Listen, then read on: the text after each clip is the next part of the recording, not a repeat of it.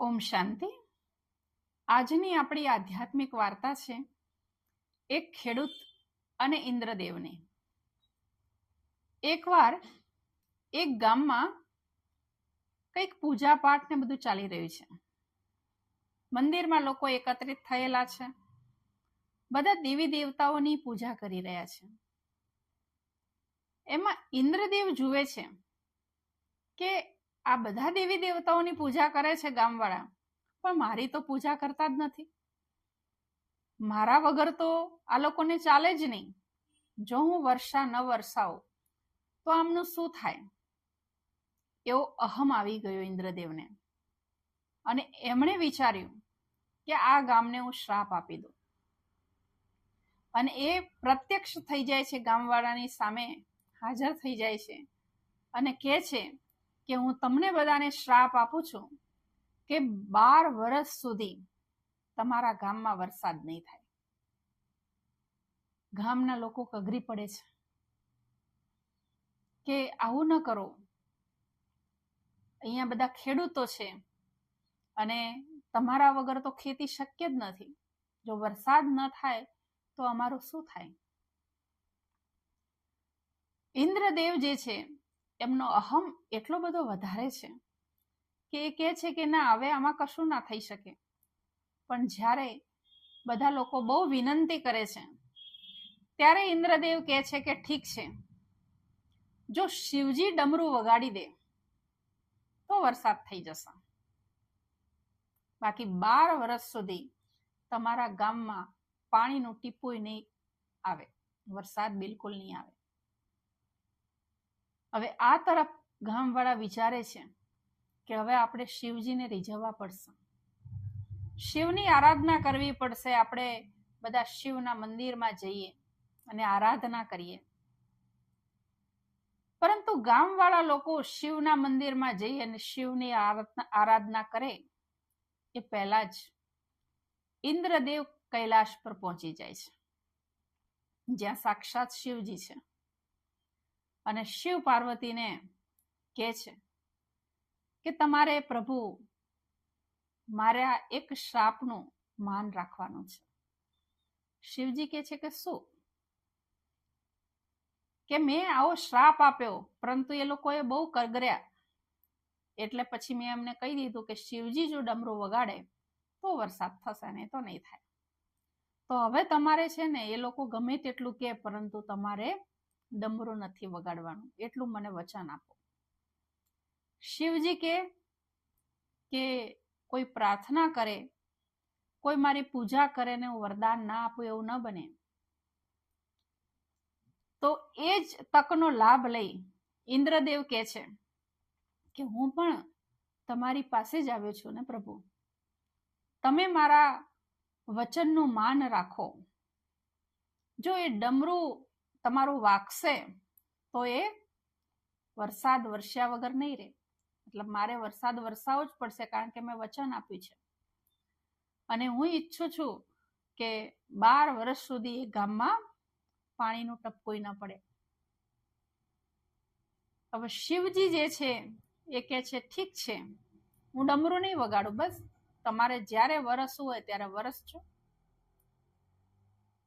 તો ઇન્દ્રદેવ જે છે એ નિશ્ચિંત થઈ જાય છે કે સારું, હવે શિવજી ડમરું નહીં વગાડે. કારણ કે ઇન્દ્રદેવે કહ્યું કે એ ગમે તેટલી પૂજા પાઠ કરે કે તમને રીઝવવાનો પ્રયત્ન કરે, પરંતુ તમારે ડમરું નહીં વગાડવાનું, ખાલી આટલું વચન આપો. શિવજી કે ઠીક છે, એ લોકોના પૂજા પાઠથી પ્રસન્ન થઈ અને હું ડમરું નહીં વગાડું, બસ. ઇન્દ્રદેવ ખુશ થઈ જાય છે કે હા, હવે આ ગામવાળાને સાચી સમજ પડશે કે સાચા દેવતા કોણ છે. ઇન્દ્રદેવ વગર તો બધું જ કામ અટકી પડે. જો વરસાદ ન વરસે તો કશું જ કામ ન થાય. આવા અહંકારથી ઇન્દ્રદેવ ખુશ થાય છે.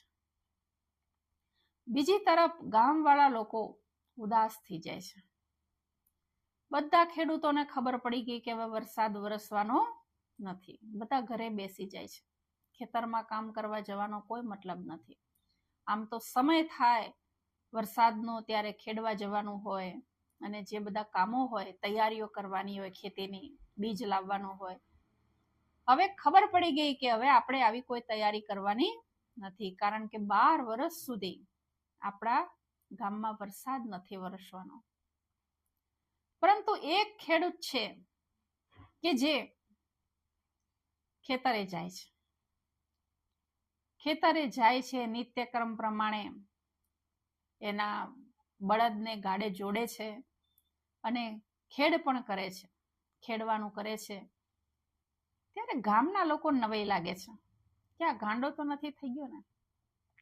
ખબર છે આને પણ કે વરસાદ નથી વરસવાનો, આપણી પાસે પાણીની બીજી કોઈ વ્યવસ્થા છે નહીં, તો પછી ખેડવાનો શું મતલબ છે?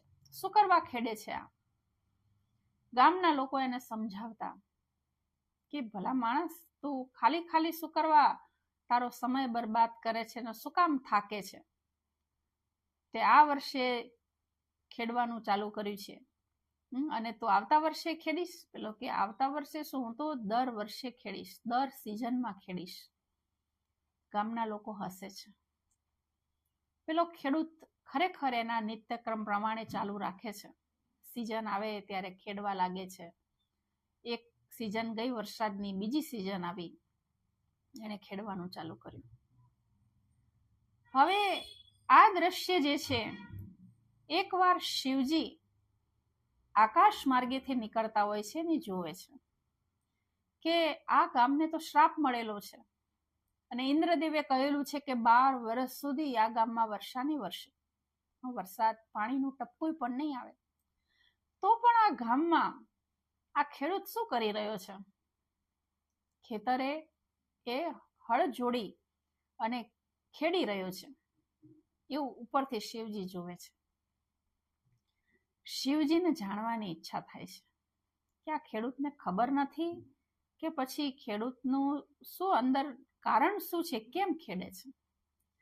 શિવજી સાધારણ રૂપમાં પ્રગટ થાય છે ખેડૂતની આગળ અને કહે છે કે ભાઈ, તમારા ગામને તો શ્રાપ મળ્યો છે, એવું મેં સાંભળ્યું છે.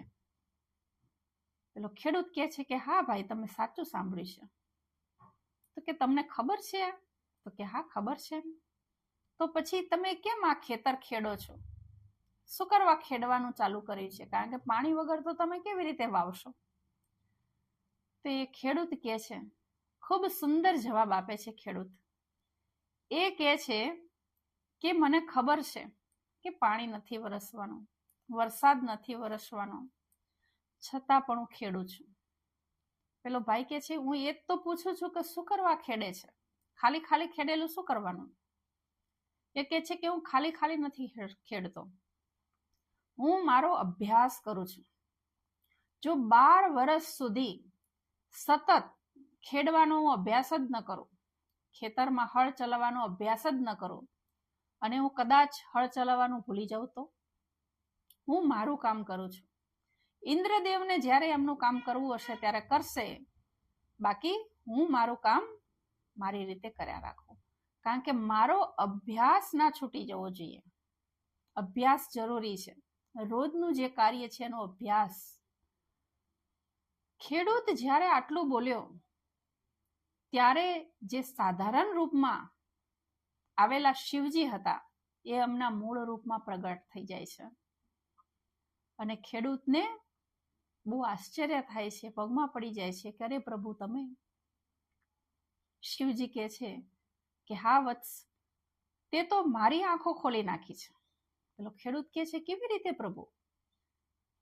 શિવજી કહે છે કે જો તું એક ખેડૂત તરીકે આવું વિચારી શકતો હોય કે હું 12 વર્ષ સુધી જો ખેતરે ન જાઉં અને હળ ન ચલાવું તો ખેડવાનું ભૂલી જાઉં, તો હું જો 12 વર્ષ સુધી ડમરું ન વગાડું તો ડમરું વગાડવાનું ના ભૂલી જાઉં, તો મારે તો હાલ જ જઈને ડમરું વગાડવું પડશે. અને એને આશીર્વાદ આપી ખેડૂતને કે તું તાર ખેડવાનું ચાલુ રાખ, હમણાં જ ઇન્દ્રદેવને આવવું પડશે, હું જઈને તરત ડમરું વગાડું છું કરીને એ જાય છે. અને શિવજી તરત કૈલાશે પહોંચી અને ડમરું વગાડવાનું ચાલુ કરે છે. જેવું ડમરું વગાડવાનું ચાલુ કરે છે, ઇન્દ્રદેવને થાય છે કે શિવજીએ આ શું કર્યું? હવે તો મારે આપેલું વચન તો નિભાવવું પડશે ખેડૂતોને, મારે વરસાદ વરસાવવો પડશે. અને એ વરસાદ વરસાવે છે. બધા ખેડૂતો બહુ ખુશખુશાલ થઈ જાય છે. આ બાજુ ઇન્દ્રદેવને પણ પ્રશ્ન થાય છે કે મારે શિવજીને જઈને પૂછવું પડશે કે આવું કેમ કર્યું. એ શિવજીને જઈને પૂછે છે કે પ્રભુ તમે આવું કેમ કર્યું? ત્યારે એ ખેડૂતનું ઉદાહરણ બતાવે છે કે જો એક સામાન્ય માનવી રોજનો અભ્યાસ છોડી દે તો એ પોતાનું કાર્ય ભૂલી જતો હોય, તો હું તો સર્વોચ્ચ શક્તિ છું અને મારે મારું ડમરું વગાડવાનું કેવી રીતે છોડી દેવાય? જો હું 12 વર્ષ સુધી ડમરું ન વગાડું તો શું હું મારો અભ્યાસ ન ભૂલી જાઉં? એમ કહી અને ઇન્દ્રદેવને સમજાવે છે. ઇન્દ્રદેવ પણ સમજી જાય છે કે હા પ્રભુ, આ મારો અહંકાર હતો જેના કારણે હું આવો શ્રાપ આપી બેઠો હતો. એ પોતાની ભૂલ સ્વીકાર કરે છે. આ બાજુ ખેડૂતો પણ બહુ ખુશખુશાલ થઈ જાય છે કે અરે વાહ, આજે વરસાદ આવી ગયો. આ નાનકડી વાર્તા આપણને કંઈક પ્રેરણા આપે છે. અભ્યાસ બહુ જરૂરી છે. ચાહે કોઈ પણ વસ્તુનો અભ્યાસ હોય, આપણે જે કાર્ય વારંવાર કરીએ છીએ એનો અભ્યાસ થઈ જાય છે. તો સારા કર્મોનું પણ એવું જ છે, ધ્યાનનું પણ એવું જ છે કે ધ્યાનનો પણ અભ્યાસ જરૂરી છે. યોગ ધ્યાન વારંવાર જ્યારે અભ્યાસ કરીએ ત્યારે અનુભૂતિ થાય છે. કરીએ ને તરત અનુભૂતિ થઈ જાય એવી અપેક્ષા ન રખાય. પરંતુ છતાં પણ આપણે આપણો અભ્યાસ નથી છોડવાનો, કારણ કે અભ્યાસથી જ માણસ આગળ વધે છે. એટલે અભ્યાસ કરવો બહુ જરૂરી છે. નિરંતર કોઈ પણ કાર્ય નિરંતર કરવું બહુ જરૂરી છે. તો આપને બધાને પણ આ વાર્તા પરથી જરૂર કંઈક પ્રેરણા મળી હશે. જરૂરથી જણાવજો અને જે પ્રેરણા મળી હોય બીજા લોકો સુધી પણ પહોંચાડજો, શેર કરજો, કોમેન્ટમાં પણ જરૂરથી જણાવજો. ઓમ શાંતિ.